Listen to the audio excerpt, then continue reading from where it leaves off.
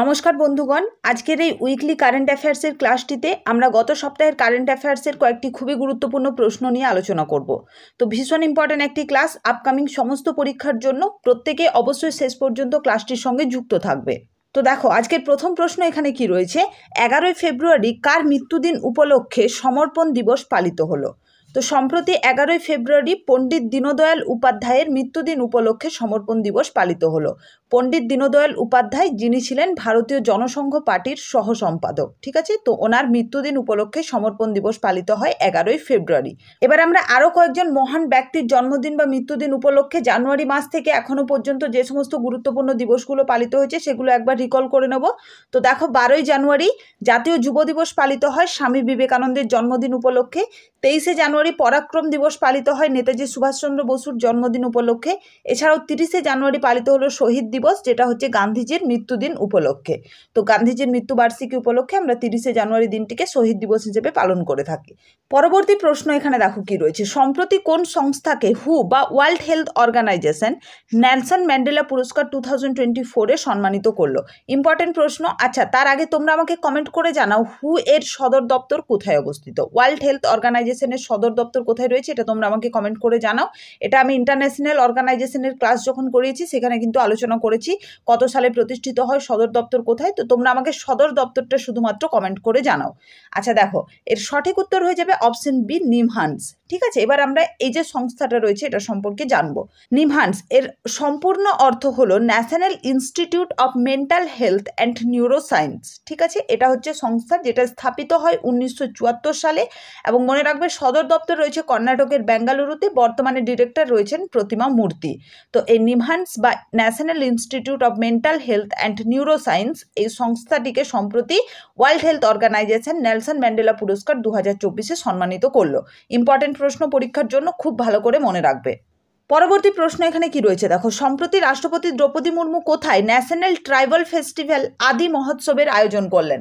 তো সম্প্রতি রাষ্ট্রপতি দ্রৌপদী মুর্মু এই ফেস্টিভ্যালটার আয়োজন করলেন নিউ দিল্লিতে। অপশন সি হয়ে যাবে সঠিক উত্তর। ঠিক আছে, এটা একটা ট্রাইবাল ফেস্টিভ্যাল, মানে ট্রাইবাল কমিউনিটির যে সমস্ত মানুষজন রয়েছে তাদের যে সমস্ত হাতের তৈরি জিনিসপত্র এগুলো তারা ওখানে গিয়ে বিক্রি করতে পারবে। তো এটা হচ্ছে আদি মহোৎসব বা ন্যাশনাল ট্রাইবাল ফেস্টিভ্যাল আদি মহোৎসব, যেটা নিউ দিল্লিতে হচ্ছে উদ্ঘাটন করলেন দ্রৌপদী মুর্মু। এবং মনে রাখবে এটা আয়োজিত হয়েছে 10 থেকে 18ই ফেব্রুয়ারি। ঠিক আছে, কোথায় এটা আয়োজিত হয়েছে মনে রাখবে, মেজর ধ্যানচাঁদ স্টেডিয়াম, যেটা ইন্ডিয়া গেট নিউ দিল্লিতে রয়েছে, সেখানে এই ফেস্টিভ্যালটার আয়োজন করা হয়েছে।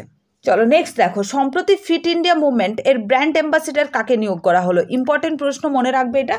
তো সম্প্রতি দেখো ফিট ইন্ডিয়া মুভমেন্টের ব্র্যান্ড অ্যাম্বাসেডর নিয়োগ করা হয়েছে নরেন্দ্র কুমার যাদবকে। ঠিক আছে, দেখো তোমরা ওনার ছবি দেখতে পাচ্ছ, নরেন্দ্র কুমার যাদব। ঠিক আছে, তিনি একজন গভর্নমেন্ট এমপ্লয়ি জিএসটি ডিপার্টমেন্টে। তো ওনাকে সম্প্রতি ফিট ইন্ডিয়া মুভমেন্টের ব্র্যান্ড অ্যাম্বাসেডর নিয়োগ করা হয়েছে নরেন্দ্র কুমার যাদব।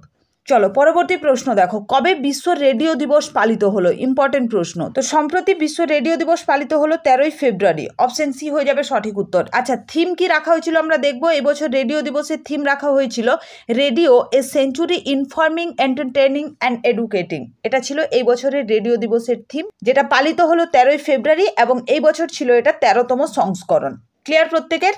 পরবর্তী প্রশ্ন দেখো, সম্প্রতি আইসিসি আন্ডার-19 বিশ্বকাপ 2024-এর বিজেতা দল কোনটি?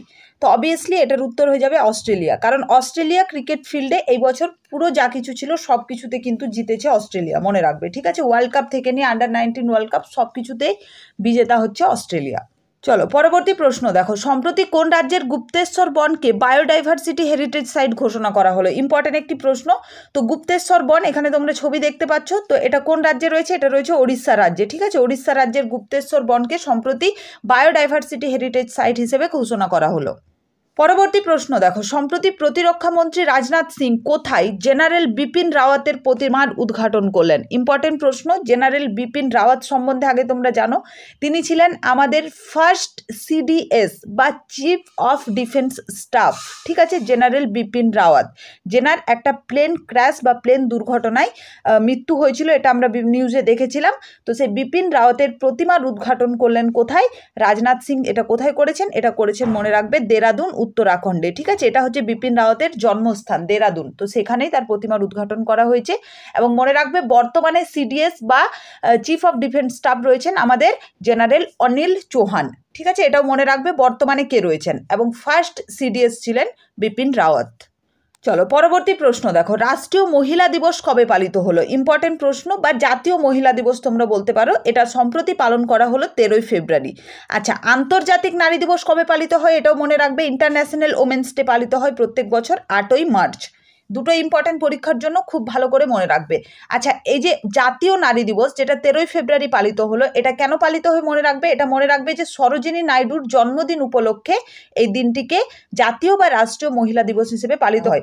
সরোজিনী নাইডু কে ছিলেন আমরা জানি, জাতীয় কংগ্রেসের প্রথম ভারতীয় মহিলা সভাপতি ছিলেন সরোজিনী নাইডু। তো ওনার জন্মদিন উপলক্ষেই এই দিনটিকে আমরা রাষ্ট্রীয় মহিলা দিবস হিসেবে পালন করে থাকি। ক্লিয়ার হয়েছে প্রত্যেকেরই? চলো পরবর্তী প্রশ্ন দেখো, সম্প্রতি ইন্টারন্যাশনাল চাইল্ড ক্যান্সার ডে বা আন্তর্জাতিক বাল্য ক্যান্সার দিবস কবে পালিত হলো? ইম্পর্টেন্ট প্রশ্ন, ঠিক আছে। তো বাল্য ক্যান্সার দিবস পালিত হলো 15ই ফেব্রুয়ারি। আচ্ছা, ক্যান্সার ডে কবে পালিত হয় এটা তোমরা আমাকে প্রত্যেকেই কমেন্ট করে জানাও। পরবর্তী প্রশ্ন এখানে কি রয়েছে দেখো, কোন রাজ্য কাজি নেবুকে, যেটা হচ্ছে এক ধরনের লেবু, এটাকে তার রাজ্য ফল হিসেবে ঘোষণা করলো? তো সম্প্রতি আসাম কাজি নেবুকে তার রাজ্য ফল হিসেবে ঘোষণা করেছে। এটা ইম্পর্টেন্ট পরীক্ষার জন্য মনে রাখবে। সম্প্রতি উত্তরপ্রদেশের কোথায় তাজ মহোৎসবের আয়োজন করা হলো? ইম্পর্টেন্ট প্রশ্ন। উত্তরপ্রদেশের তাজ মহোৎসব বুঝতেই পারছো এটা কোথায় আয়োজন করা হবে। অবভিয়াসলি তাজমহলের সামনাসামনি কোথাও একটা। তো এখানে অপশনে দেখো রয়েছে কি কি, এর মধ্যে উত্তর হয়ে যাবে শিল্পগ্রাম, ঠিক আছে। আচ্ছা, এই যে শিল্পগ্রামটা মনে রাখবে, এটা হচ্ছে তাজমহলের ইস্টার্ন গেট যেটা রয়েছে, সেই ইস্টার্ন গেটে রয়েছে আগ্রাতে। এটা ইম্পর্টেন্ট মনে রাখবে। 17 থেকে 27 ফেব্রুয়ারি এই মেলাটার আয়োজন হবে, তাজ মহোৎসব। এবং এবছরের থিম কি রাখা হয়েছে ভালো করে মনে রাখবে, সংস্কৃতি ও সমৃদ্ধি, ঠিক আছে।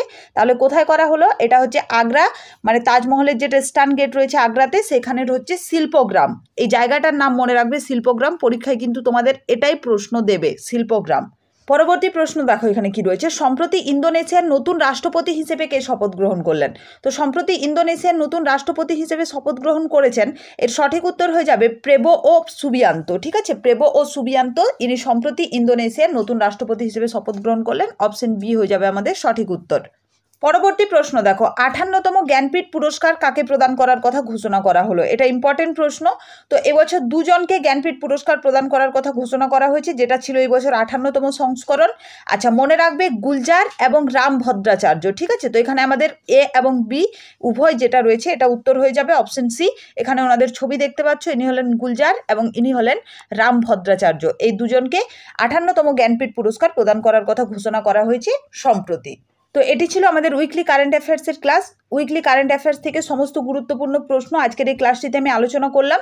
তো আজকের এই ক্লাসটা তোমাদের কেমন লাগলো অবশ্যই সেটা কমেন্ট করে জানিও। ভালো লাগলে অবশ্যই ক্লাসটিকে লাইক করো এবং বন্ধুদের সঙ্গে শেয়ার করো। চ্যানেলে কেউ নতুন হয়ে থাকলে অবশ্যই চ্যানেলটিকে সাবস্ক্রাইব করে নেবে।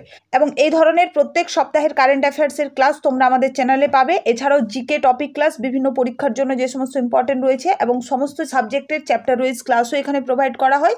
তো প্রত্যেকেই প্রত্যেকটা ক্লাস অ্যাটেন্ড করবে। প্রত্যেকটা ক্লাসের পিডিএফ অবশ্যই আমাদের টেলিগ্রাম চ্যানেল থেকে প্রত্যেকেই কালেক্ট করবে, ঠিক আছে। এবং খুব ভালোভাবে তোমরা পড়াশুনো করো এবং সমস্ত পরীক্ষার জন্য খুব ভালোভাবে প্রস্তুতি নাও।